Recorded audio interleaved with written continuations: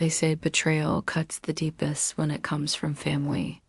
But I never realized just how sharp it could be until it was my own mother holding the knife. She didn't just play favorites. She carved me out of her heart piece by piece, until all that remained was her golden child, my sister. She didn't just humiliate me, she made me the scapegoat, the wallet, the silent punching bag who was supposed to absorb every blow and still smile at the dinner table. But then she crossed a line I could never forgive. She stole from me $15,000 drained in a heartbeat, spent on a luxury cruise to celebrate my sister's charmed little life. And when I thought the nightmare had ended, I discovered the truth. My own mother had slipped my card from my wallet, bled it dry, and left me in ruins. That was the moment something inside me snapped. This isn't just about money, it's about dignity. About clawing back power when your own blood tries to drown you. Stay until the end. Because the way they paid still haunts me. My name is Daniel. And if you've ever grown up in a family where favoritism wasn't whispered about but practiced openly like some twisted religion, then you'll understand the foundation of my story.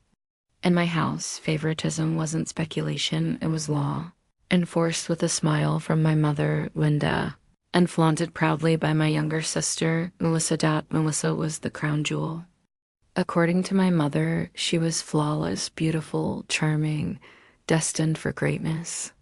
Every little achievement she made, no matter how trivial, was celebrated as though she'd discovered fire itself. If Melissa posted a new picture online, my mother called it art. If she got a part-time job and quit 2 weeks later, my mother praised her for knowing her worth. Me?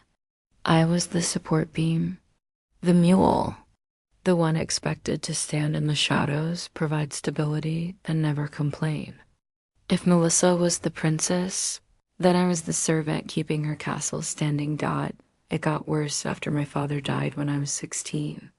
His passing left a void, and instead of filling it with love and unity, Mom poured everything she had into Melissa. She became her project, her obsession, her excuse for every decision. I, on the other hand, became more like a tenant, someone she tolerated but didn't cherish. When Melissa wanted something, it materialized. New clothes, makeup, trips with friends, Mom always found a way. When I asked for help, I was told to work harder. By the time I was in my mid-20s, I thought I'd finally broken free. I worked in IT, had a steady job, a modest apartment, and a growing savings account. Independence felt like a shield. Surely, I thought, distance would protect me from Mom's demands, but independence only made me more useful in her eyes. Now, instead of asking for favors, she expected me to fund her golden child's lifestyle. Every family dinner became a ritual of humiliation. Melissa would brag about her boyfriend, her Instagram followers, the brand deals she swore were coming. Mom sat across from her, eyes glowing with pride as if she were listening to royalty. When I tried to share my own milestones, a promotion, a project I was proud of, even the simple joy of buying a new couch, Mom would wave it off with a sharp comment. Well, maybe you should spend less on yourself and help your sister out more. The resentment built slowly, like water dripping into a glass. I swallowed my pride, bit my tongue, and kept going. But deep down, something inside me was boiling, and then Melissa's 25th birthday arrived. That was the moment the glass finally overflowed. Mom gathered us for dinner, her eyes sparkling with the kind of excitement that usually spelled trouble for me. She cleared her throat dramatically and announced, "I'm planning something special for Melissa's birthday. A cruise. Not just any cruise, a luxury one. 2 weeks, private suites, champagne, the works." I nearly choked on my drink. 15 grand. Are you serious? Where are you getting that kind of money? She didn't hesitate. She didn't even look embarrassed. From you, Daniel. You make good money. Melissa deserves this trip before she gets married. You'll pay. I laughed. It was such a ridiculous suggestion that I thought she was joking. But when I saw Melissa's smug smile and my mother's stone-cold silence, the laughter died in my throat. They were serious. Dead serious. I refused. I told her it was insane, impossible, unfair.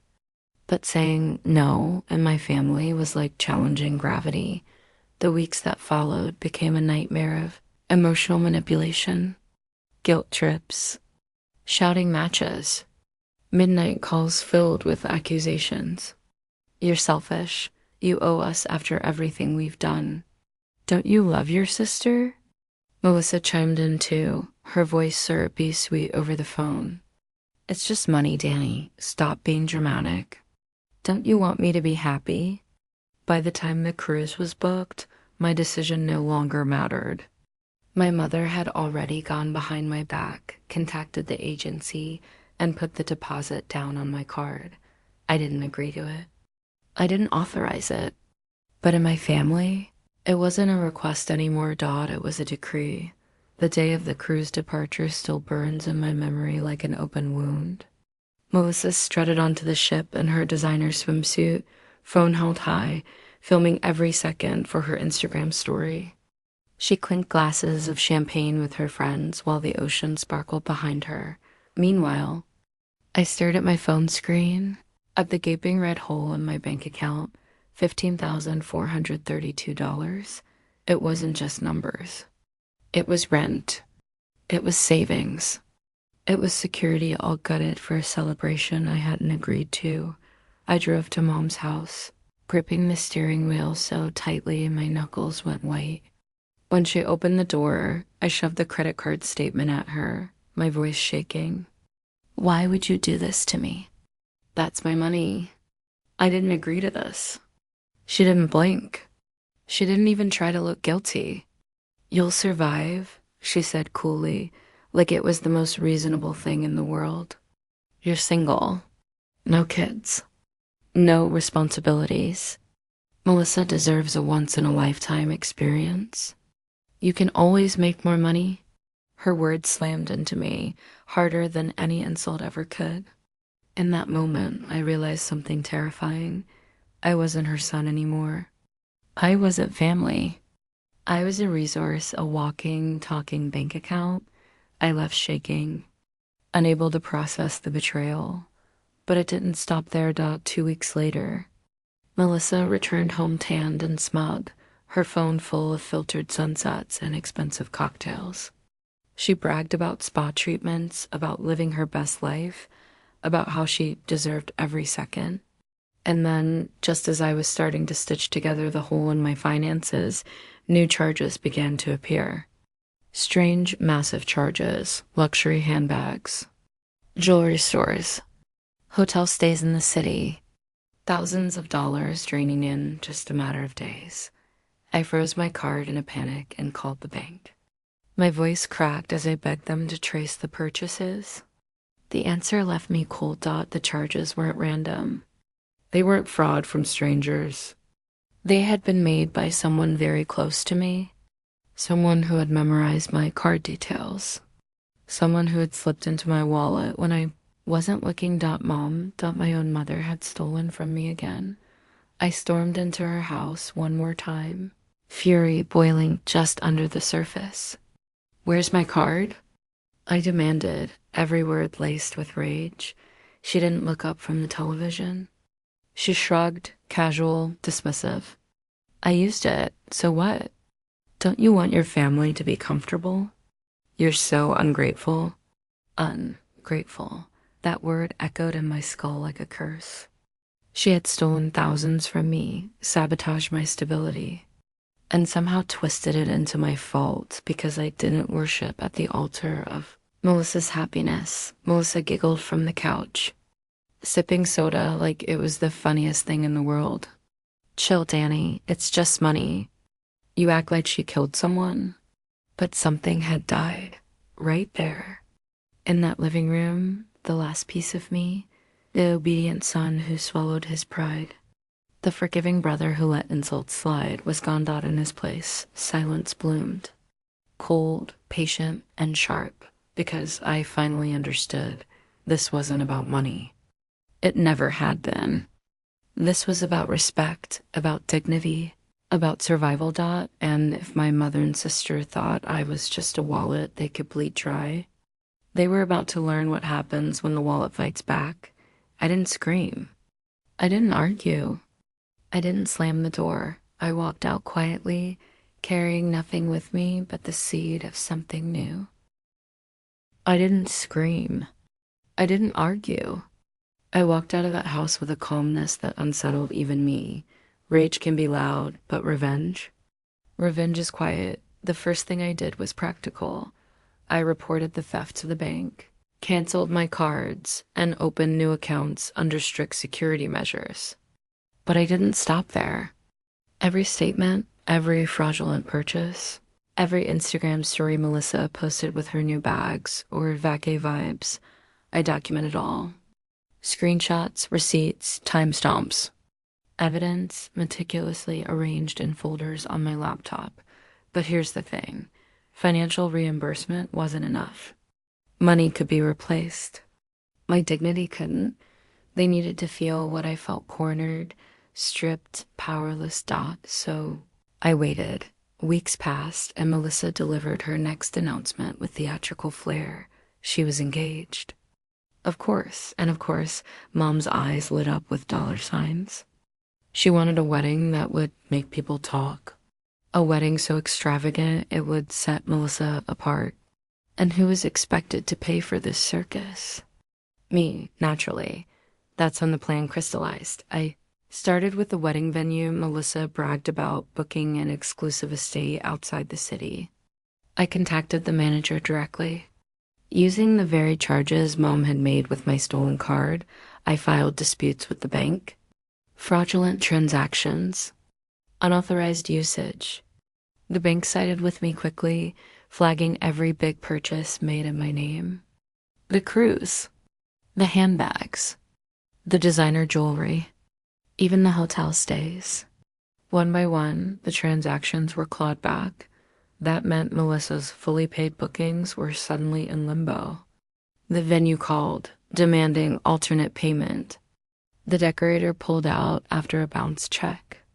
Caterers, florists, and photographers all began withdrawing. Overnight, her dream wedding unraveled like cheap lace, and word spread fast. Vendors talk, and in her social circle, whispers started. She doesn't pay her bills. They're broke but pretend they're rich. The family's shady. Melissa's picture-perfect reputation so carefully curated. Online was now rotting in real life, but I wasn't done. Through a mutual friend, I learned something crucial. Melissa's fiancé came from a very wealthy family. Old money, conservative, and cautious. They were already suspicious about her spending habits. All they needed was confirmation. So I gave it to them. Anonymously, of course. I mailed them a neat little package. Copies of the fraudulent transactions, proof of Mom's theft, screenshots of Melissa bragging about luxury items she hadn't paid for. I didn't have to add commentary. The documents spoke for themselves. 2 weeks later, Melissa's engagement collapsed in spectacular fashion. The fiancé's parents were horrified. Rumor had it they called Melissa a liability. The ring was returned. The wedding was off. That's when Mom called me, her voice thick with tears and fury. "You've ruined everything." She screamed. I said nothing. Silence, I realized, was the most powerful weapon I had, but fate wasn't finished with them. One evening, Mom tried using my old Frozen card again at a boutique, probably assuming she could still squeeze something out of me.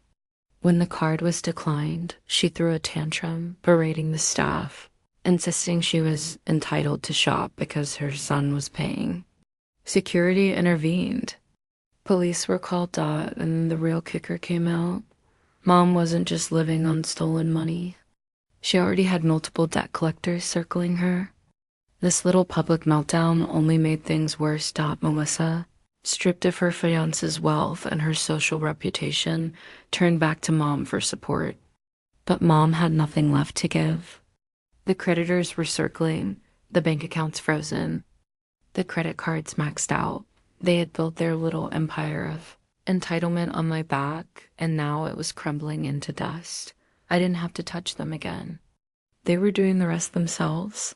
For years, I had been the quiet son in the corner, the one who endured the insults, the exploitation, the constant reminder that Melissa was the golden child, while I was just their dot. But now they were the ones cast aside, humiliated, powerless. And all I had to do was step back and let the truth swallow them whole. The plan was complete. The storm arrived like a warning. Sheets of rain slashing the windows while thunder rolled low and patient. My phone buzzed on the kitchen table. Melissa's name. I answered. "Danny, please." "We lost everything," she said, voice small and cracked. "The apartment's gone. Mom's sick. I don't know what to do." Her plea sounded like confession. For the first time I heard fear, unvarnished and real. I drove through the rain, each stoplight a drum, each puddle a darker reflection of what they'd done to me. I wasn't going to rescue them. I wanted to see the ruin with my own eyes. I wanted the finality. When I arrived, the house smelled of damp and cigarette smoke. Boxes lay half-packed. An armchair sagged like a ruined promise. Mom sat in the corner, thinner, palms folded as if in prayer. Melissa stood by the window, a gaunt silhouette against the dripping night. "Daniel," Mom croaked when she saw me, voice threaded with guilt and expectation. "We're family. You can't just abandon us." I looked at her and saw not the woman who'd kissed a scraped knee, but the person who had taken my savings and my dignity and turned kindness into currency. I saw all the times my voice had been smaller than their needs. "You abandoned me years ago," I said quietly, each word measured. "Now you get to feel what it's like." Melissa began to cry, a sound I had never heard from her, raw, ragged. She reached for me, begging. I felt something in my chest twist, the old reflex to protect rising like a tide. I almost stepped forward, then I thought of nights I'd sat up worrying about bills they shrugged off. I remembered vacations I'd silently funded and the way my mother had smiled as she spent my labor like it was her birthright. That memory hardened into resolve. I turned and walked toward the door. Behind me, their voices rose pleas, accusations, bargaining that comes when people realize the ground has shifted beneath them. Rain pounded the roof. The house shuddered dot outside. The storm felt cleansing. Not of guilt, but of ties. As I pulled my jacket tight and walked into the downpour, the air tasted electric, full of newness and consequence. I didn't raise my hand. I didn't throw a check on the table. I didn't gloat. I left them with the wreckage they had built. There is a particular silence after a door shuts on your past life. It's not empty. It's full of space for new choices and for the cold clarity that sometimes revenge is not theft or violence, but the refusal to be used again. I was free. Weeks passed, and word trickled back to me through neighbors and distant relatives. Mom had been evicted, her pride packed into cardboard boxes she couldn't carry alone. Melissa was spotted waiting tables at a small diner on the edge of town, her designer handbags pawned, her former friends nowhere in sight. I didn't send money. I didn't answer their calls. My silence was deliberate, calculated, the sharpest blade of all dot. Do I feel guilty? On some nights, yes. The part of me that still remembers birthdays, bedtime stories, and the rare soft moments aches for what could have been. But then I remember the sneer in Mom's voice when she told me I could always make more money. I remember Melissa laughing at my anger, mocking my pain like it was entertainment. Family is supposed to protect you, to lift you when you fall. Mine stripped me down to the bone, treating me as nothing but a wallet. And in their greed and their cruelty, they sowed the seeds of their own downfall. I didn't need fists or fire. I just stopped saving them. And sometimes letting people drown in the mess they made is the most merciless revenge of all. What would you have done?